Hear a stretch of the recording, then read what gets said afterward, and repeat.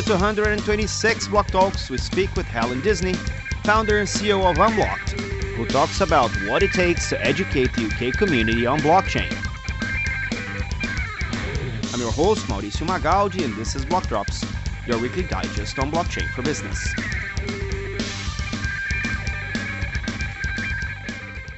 These news are not a form of endorsement, sponsorship, or encouragement for consumption, and are meant for educational purposes only. Alright everybody, I'm here with Helen Disney, who's going to tell us who she is and what she does with blockchain. Helen, finally, welcome to Block Talks. Thank you so much for having me on the show. It's really great to be here. It's long overdue. We've tried. We did try. We failed, but we tried again.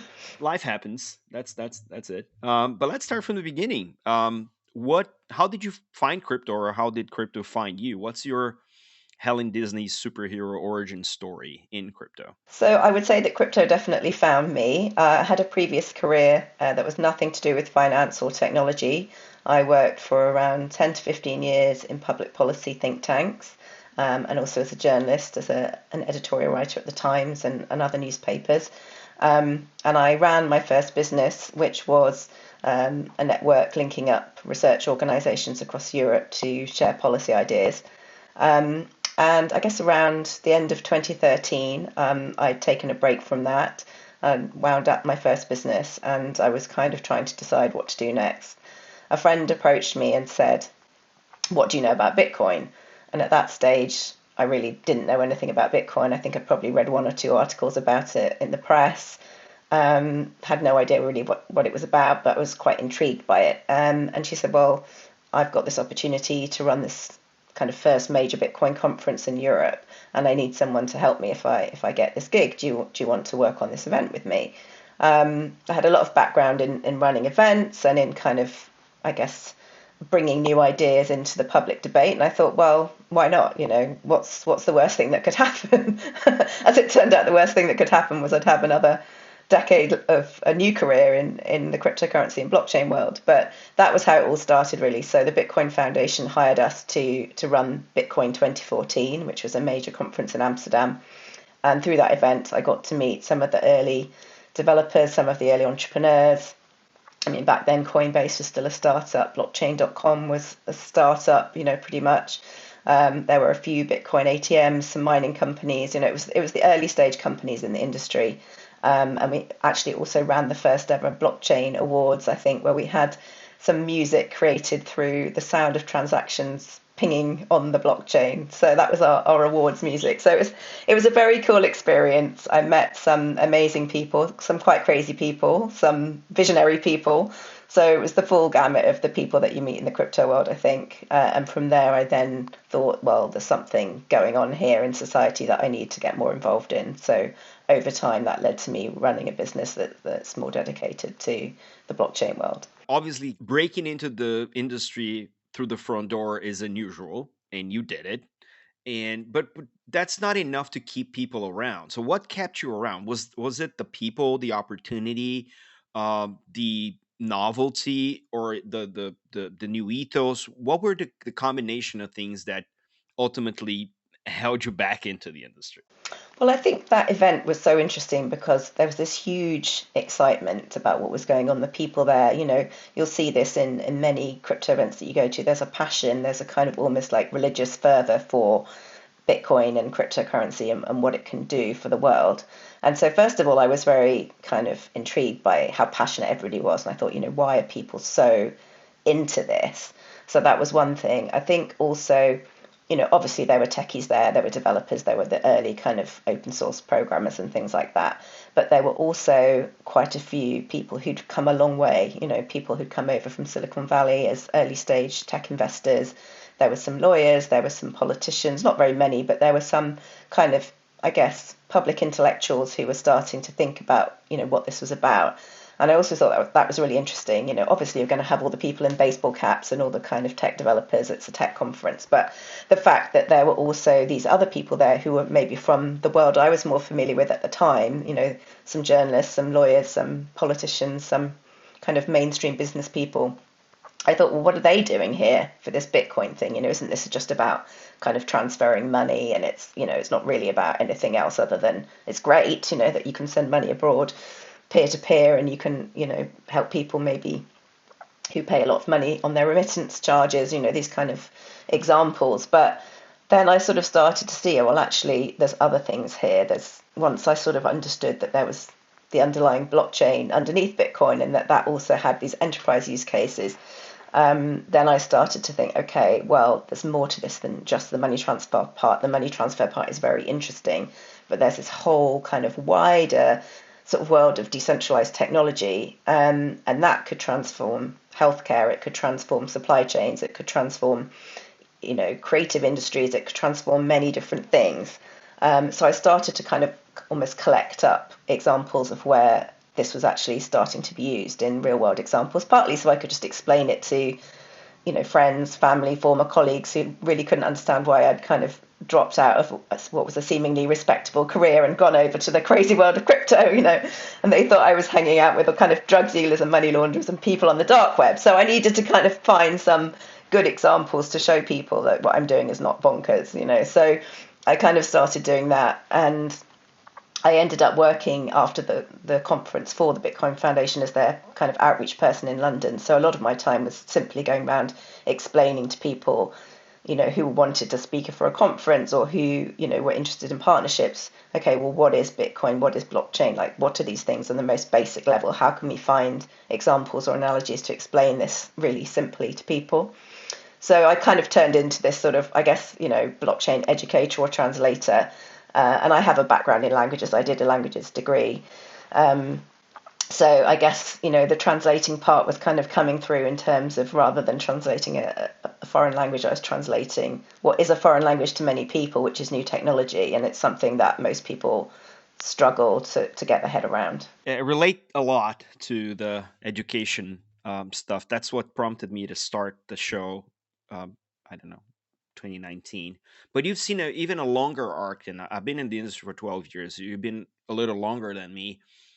There is a huge arc from what that initial conference that you organized looked like and what the most recent conference you attended looked like. Just as a side note to the audience, Helen and I attended the Midnight Foundation Midnight Summit.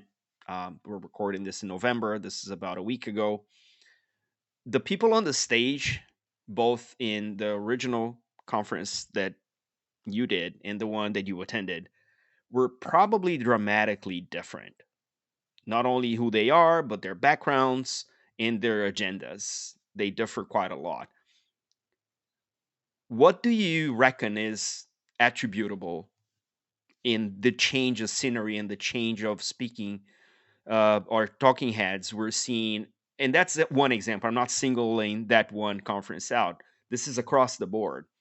Is this the industry like coming of age? Are we legit now? Is this what it takes?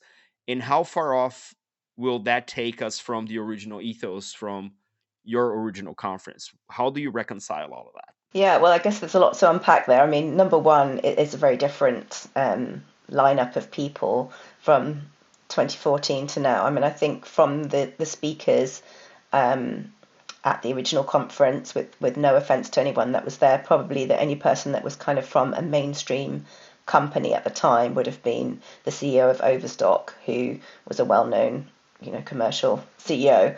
But most of the other companies that are now quite well known, I mean, the Coinbases and the blockchain.coms and so on, weren't known at the time. So, if you compare that to the Midnight Summit, we had the former Chancellor of the Exchequer, George Osborne, speaking. We had former head of MI5 speaking. We had, very well-known people coming to the event, journalists from the FT and so on. So, what has, kind of spearheaded that change? I think number one is the adoption of cryptocurrency. So I think now around 12% of people in the UK own some form of crypto asset.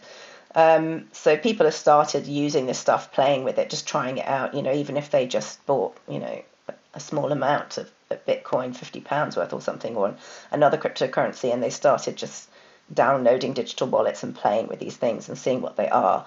And obviously now many people are doing that, on a more serious basis as an investment or as traders or whatever.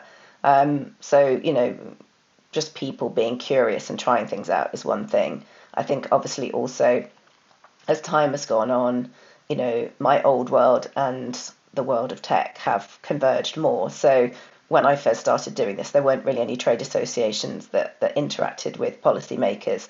I think I was one of the very first people to speak to the all-party parliamentary group on blockchain, which was the first meeting was simply just to do definitions of, what are these things to explain to parliamentarians, whether it's MPs or members of the House of Lords, what these things are, because they were starting to be discussed in policy debates and in Parliament, but no one really knew what they were talking about. So we had to create some definitions. So, some of the terminology that was getting used, whether it's things like permissioned or permissionless, different types of blockchains and how they work, none of that was understood by the kind of political classes. So, that process of education has obviously had a decade now. And, there are many now discussions on the policy level, whether it's the FCA or Bank of England or in Parliament, about crypto assets and blockchain and their potential, whether that's for transforming how the public sector itself actually works, whether it's for their impact on financial markets, whether it's obviously the downsides, which is the fraud and the scams and the things that affect constituents that then MPs have to deal with. So, the kind of mainstreaming of that discussion has really taken off, and it's now regularly in the press. It's regularly part of financial market discussions because some of the biggest financial players in the world who were originally very skeptical about Bitcoin have now obviously embraced the idea of both kind of cryptocurrencies as an alternative asset class, but also the concept of tokenization, so being able to take real world assets and create digital versions of them and put them on a blockchain and be able to trade them and transfer them in the same way that you could trade and transfer money. So all of that has happened in the last kind of 12 years or so, which is why I think now we're in a very different place. And maybe these things are not fully mainstream, but they're certainly not at the fringes anymore. It took us a lot of resilience to be around in the highs and lows of the industry, to have the ability to not be ignored anymore. I think that's that's how I would kind of summarize this. And you've seen quite a lot over the years. What were the particular use cases other than the traditional, the ones you said, the stable coins and RWAs? What were the promising but failing use cases using blockchain you've seen over the years? Because there were many attempts at many industries in many ways and shapes and forms, some of which we've reported over the years on the show as well. But in your experience, what were the ones that were more curious that never went anywhere? That were like, oh, this was, this had so much promise and it just didn't pan out. Yeah, I mean, I think there's a lot that have not yet panned out, and that's not to say they won't ever, but things that I loved to talk about. I mean, one of them was blockchain in healthcare. How could we get, kind of personalized healthcare records on blockchain and things like that, which is something I would still love to see, being able to control my own healthcare data and not having centralized systems that are very inefficient and cause huge amounts of kind of emotional heartache for people when they're suffering with, really difficult medical conditions and so on. But the implementation of that is not so much about the technology, it's about political will, and it's about existing systems that are very embedded and just a very difficult thing to kind of get to the top of the political agenda. So I think healthcare still has so much more promise, but it's not really there yet. And there are issues around data privacy, obviously, which was one of the things we were discussing at the Midnight Summit, which is very important. I think also, even though there is a lot of hype about it, I don't think tokenization of kind of real estate and property has really taken off in the way that many people, think it could or should. I mean, we were talking about it probably from 2018 in earnest, the idea of security tokens, and there was this kind of all this excitement at that time, which happens a lot in our world oh, this is the year of the security token, or this is the year of the, NFT or whatever. But it kind of goes through a bit of a hype cycle, and then people realize, oh, it's actually really difficult to do these things. Again, not because the technology doesn't exist, because it's about cultural change and change management, getting people to come along with you and building partnerships and convincing global companies to be your client or to partner with you or to take you seriously for even the initial conversation. So the sales cycle is very, very long in this world, and that's part of what I try and help people with in my company. So Unblocked, my company started out as an education platform, as I mentioned. It was really kind of gathering together real world use cases and trying to spread the word about them in user friendly ways. And I started running kind of vertical events around these different areas where I thought blockchain could have its potential. And then through those events, I met startups and scale ups who wanted help with marketing and positioning and to kind of help their story, be easier to understand and help them to kind of go more mainstream with their business and scale up faster. And so that's kind of where I sit now. And actually, there's a lot more to do because suddenly the companies have all grown. So though the pandemic was hard, and it was particularly hard for me because events was a big part of my business, so I couldn't really run in-person events. And so that was another kind of stumbling block on the road of working in blockchain, along with all the kind of market ups and downs. But now I think, companies kind of went away and built a lot in that time. And, more credence has come to the industry because bigger brands, like the BlackRocks and the Fidelities and some of these big global financial companies have taken the industry more seriously. So suddenly there are companies that are, much more resourced to look for marketing and for PR and for kind of business development and some of the services that Unblocked offers. And also I think there's a more kind of ready appetite in the press for stories about this kind of thing as well, because people are digging a bit deeper and they're saying, okay, well, we don't just want a story about, what is this thing? We want stories about, okay, where's it going? And, what are the challenges of it and what are the risks to the public and, what are the potential benefits to the UK economy or to any economy, So I think, kind of all of that going on at the same time means now it's actually quite an exciting time to be in the industry. And some of those early use cases, though I'm quite sad they haven't necessarily taken off yet, I don't think that it means they won't ever take off. Well, sometimes being early is as good as being wrong, I guess. But as the industry proved itself resilient, I think this at some point will emerge. Now, I do want to probe you more on the day to day work you do with Unblocked. You do a lot of the policy work in engaging the legislators, the discussion groups, the trade associations. What is a day in life? I know they're no 2 days alike, but what is a typical day in terms of waking up and just taking on the world with you and Unblocked? What that looks like? It's quite varied, to be honest. There's three strands, I guess, to what I do. So one thing I do is run events, and the events I run are intended to really always bring people together from, I guess, inside the world of crypto and blockchain and outside. So, facilitate that kind of meeting point between these two worlds that doesn't always happen because there's no point in us all in crypto and blockchain talking to each other and saying how great our technology is. We need to convince others.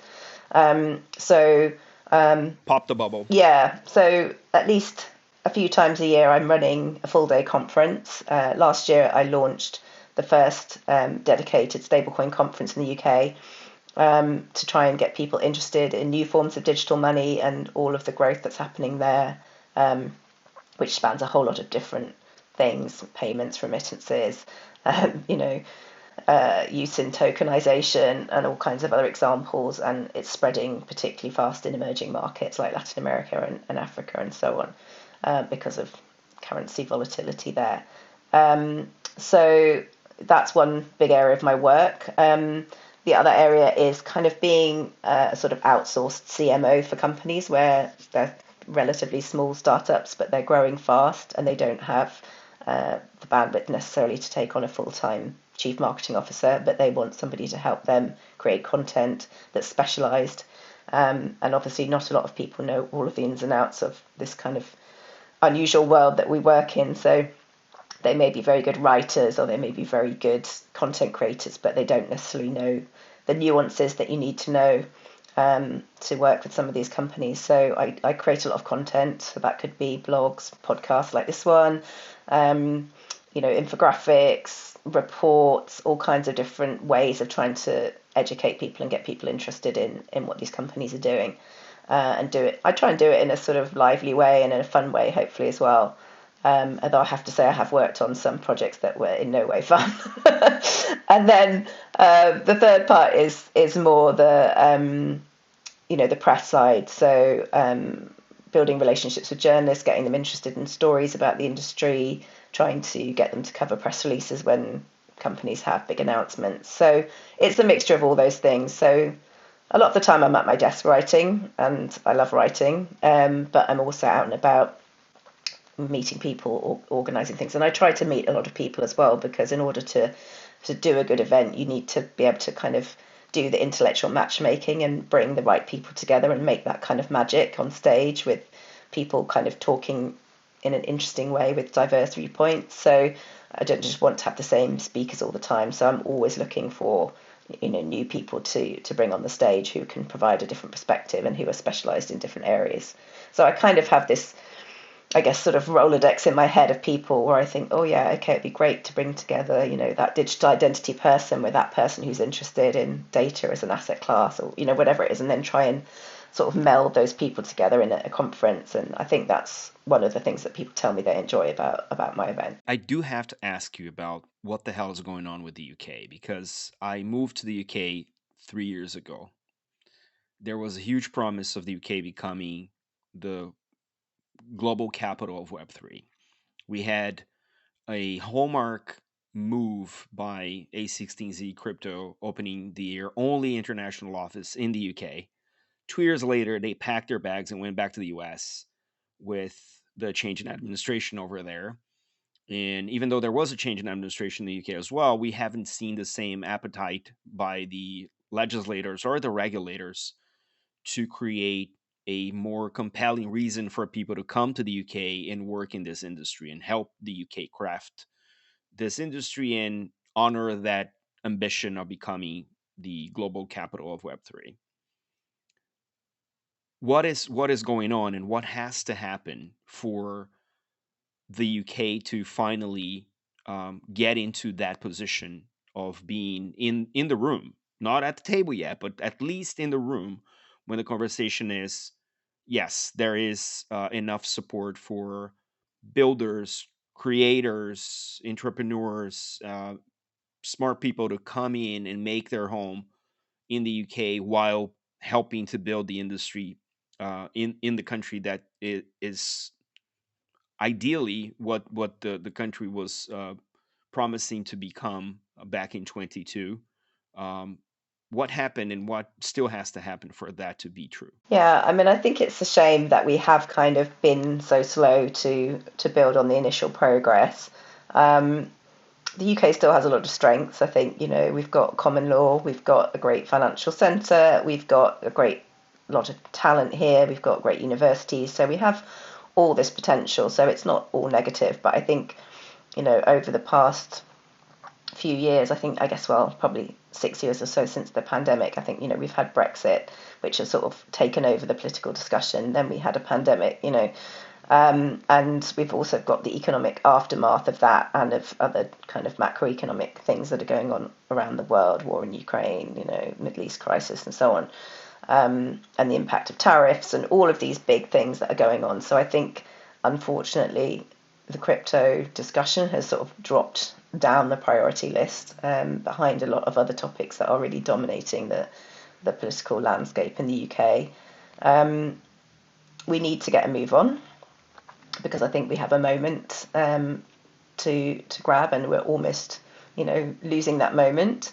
I do think that, the level of thinking is quite deep behind the scenes. There's a huge number of policy consultations that have gone out this year, from the Bank of England and others and Treasury. around crypto. There's a lot of discussion around stablecoins in particular. So I think, the inputs are going in from the industry. People are putting in a lot of effort and thought to try to educate and explain, why we need this, why it's important to the city, why it's important for jobs and growth. That said, I think it's just slow moving right now. And for whatever reason, we haven't really grabbed that chance. So I would like to see more political vision. I think the countries that do well make a kind of concerted decision. We really want this. So we did have a statement about that from the Conservative government a few years back, that they wanted to make the UK a crypto hub. We haven't really seen quite the same commitment. I mean, we have seen some comments from the Labour government, but I don't think it's been quite as overt. I mean, George Osborne at the Midnight Summit was talking about, quite a few years ago when he was Chancellor and he was taking out Bitcoin from Bitcoin ATM and things like that. We haven't seen really sort of demonstrable kind of association with the industry, even if there are people working on this behind the scenes. So for me, I would like to see something more tangible. I've always said I thought it would be great if we had some kind of a blockchain czar or somebody who was there championing this sort of within and across government departments, because when I looked at this back, a number of years ago, the Intellectual Property Office was exploring the potential of blockchain for kind of dealing with intellectual property rights through NFTs and things like that. The Treasury was looking at, what the impact could be on tax and other things. Different departments were all kind of exploring it in different ways.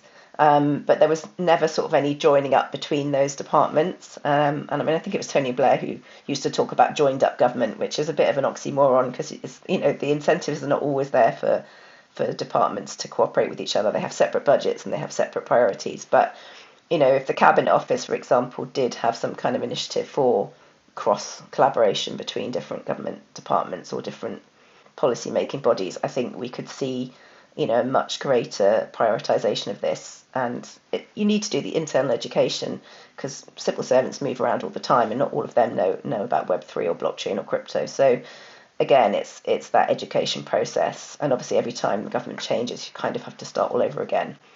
But we've reached a point where it isn't really a niche anymore, so people should know about it.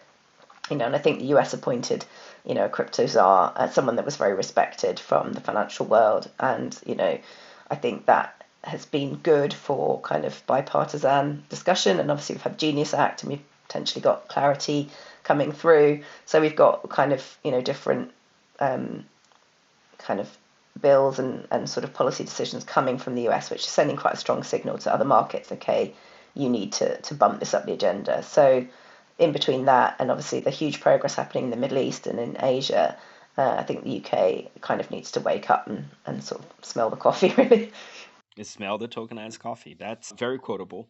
In terms of onboarding people in the industry, I mean, you have your work in education, but is there a welcome to crypto kit that you usually offer people, that usually the people from your earlier career that sees you in they see you on the crypto industry doing events and doing all the good stuff you do, and they watch Bitcoin hitting a new all-time high and they call you, hey Helen, I think I'm finally ready to join you in this crypto thing.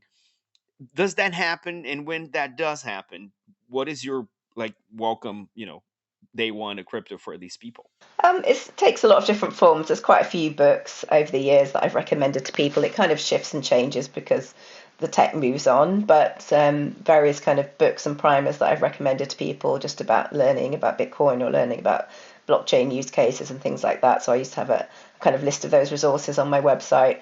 And there was a great resource that someone created called the Decryptionary, which was kind of like all the terms that you needed to know in crypto and blockchain. So I would sort of send people there and say, look, read this and at least understand the terminology. And then I think also for me, it's just about finding specific examples that kind of chime with a person. So it depends what they do. So if they're in finance, I might talk to them about, new forms of digital money or tokenization of bonds or something that they would be familiar with.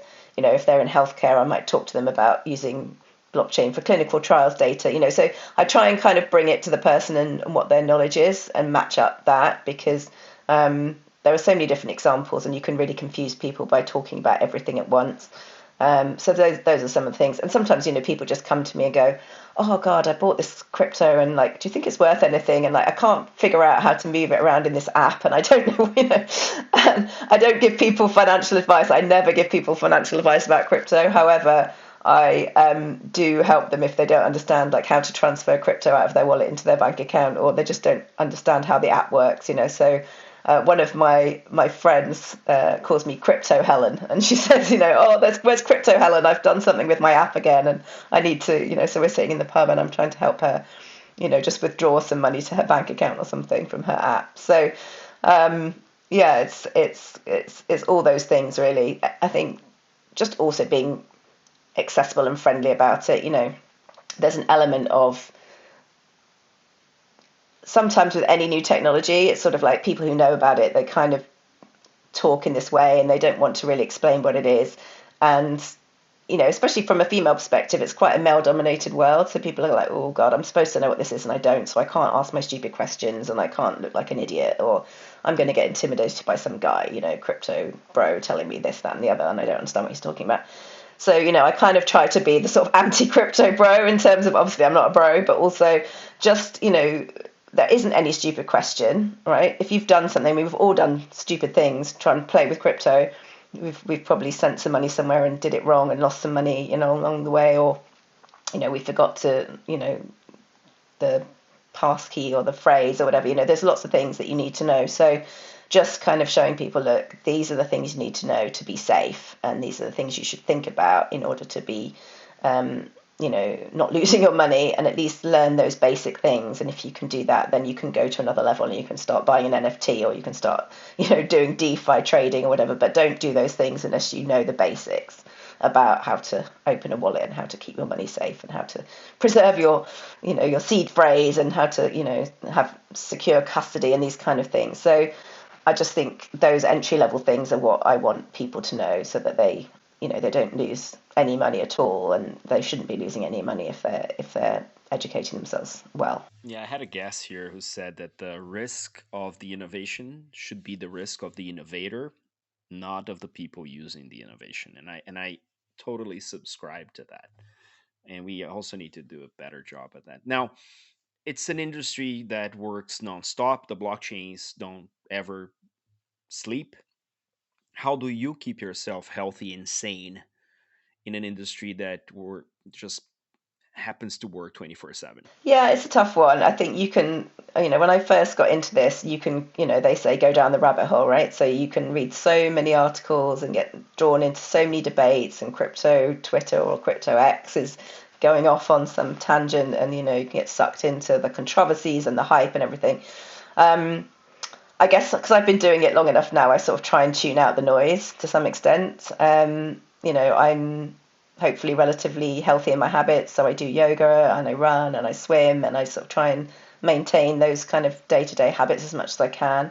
There's times where it just gets too busy, and especially when you're doing events, you kind of tend to neglect those things a bit because you're just so busy and there's a deadline to meet. But on the whole, I think, those are my priorities, just having family time, having exercise time, and also I think just figuring out who you actually respect and want to listen to, and who you trust in the industry, which is very difficult when you're new and you're coming in, you don't really know which voices, because there's a million YouTube videos and people you could be listening to.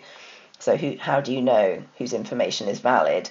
But over time, I guess I've kind of got to know enough people. I think, okay, well, I would trust somebody's opinion on this because, they're solid, and I've kind of studied them, and I realise that they're someone that I can rely on their opinion. So finding the kind of opinion leaders that someone like Simon Taylor, who you used to work with, he's a fantastic analyst.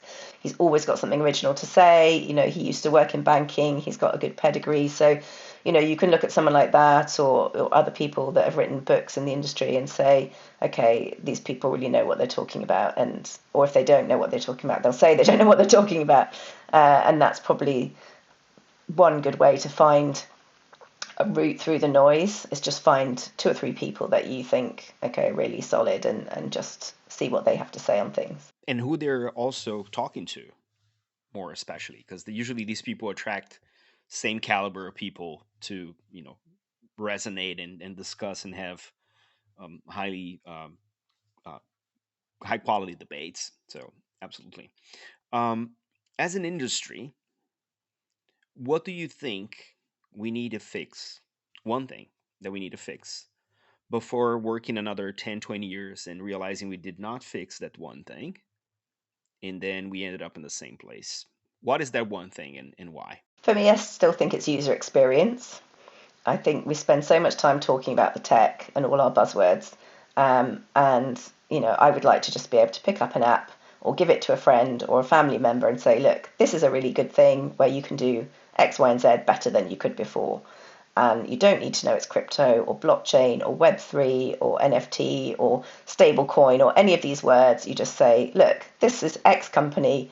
They've done this really cool thing where you can do something you used to do before much more efficiently and easier. And there you go and use it.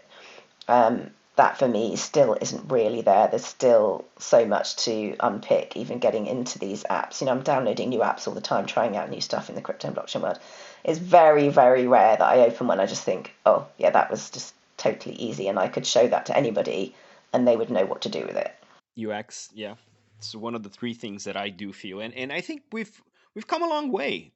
I've been around as you have, and it's improved quite a lot. There are applications that are really quote unquote Web 2 in the UX and the UI, and they feel very, I don't really like the word, but intuitive, because it's very similar to things we've been using for quite a long time. But you're 100% right. User experience in general, and it also speaks to security. Sometimes there is a compromise between security and usability, and I think we're still finding where in that spectrum Web 3 in general will land. But it absolutely resonates. Um, we're starting 26. What are your, I'm not going to ask predictions because I think that's kind of a way to be wrong. But what are your expectations in terms of the things that you are doing, that you hope are going to be um, determining the success of 26 for you on your own terms? I think for me, Unblocked has grown a lot this year, and I think one of the things driving it has been the stablecoin discussion. I think it's maybe one of the few things in the crypto world that is actually quite easy to explain. It's a digital dollar, it's a digital euro, um, or a digital pound, maybe if we get one. So the growth of that, I think, has so many possibilities. I've been doing quite a bit of thought leadership work on this. Currently writing a report about the growth of stablecoins in Latin America. I did another report earlier in the year, more broadly, just about the growth of stablecoins. And I think, doing the event last year was quite pivotal because there was such a high demand for people to come. We had space for around 250 people. We had about 350 who registered, so thankfully they didn't all show up on the day.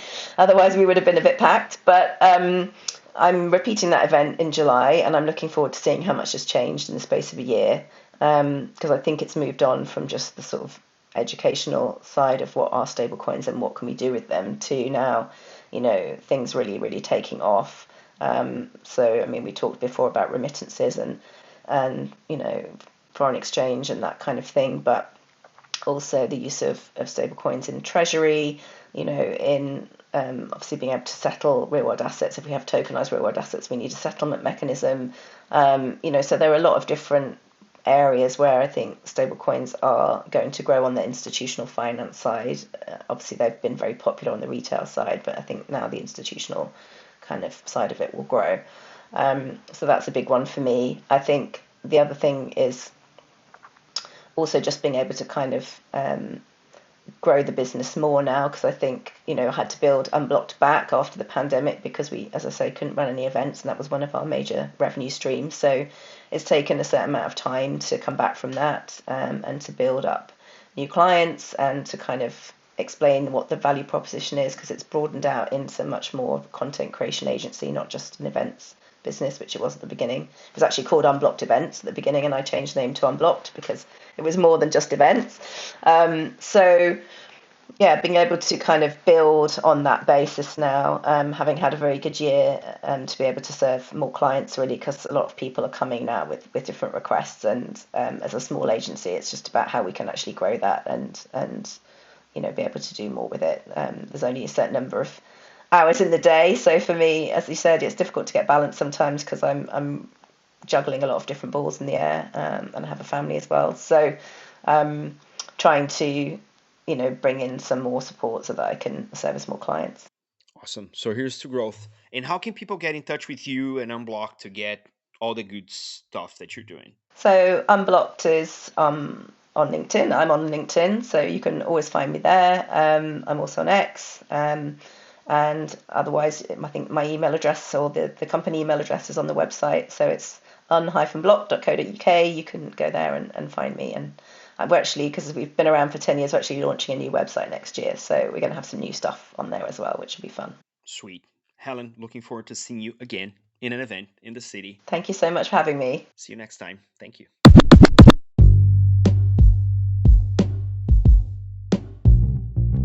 Catch us online. We're on Instagram at BlockDropsPodcast, on Twitter at BlockDropsPod or Xerox Mauricio. We're on Lens at blockdrops.lens. We have a newsletter on LinkedIn. Write to us at blockdropspodcast@gmail.com, and you can listen to the BlockDrops podcast at Spotify, iColab, Faberbun Tech, and all of the other major streaming platforms. Yay! Shout out to Helen for being such a force in educating the UK community on blockchain. Don't forget to leave the ratings on your favorite player and check out the merch store at blockdropspodcast.xyz. This is all for today. Stay rare, stay weird, LFG.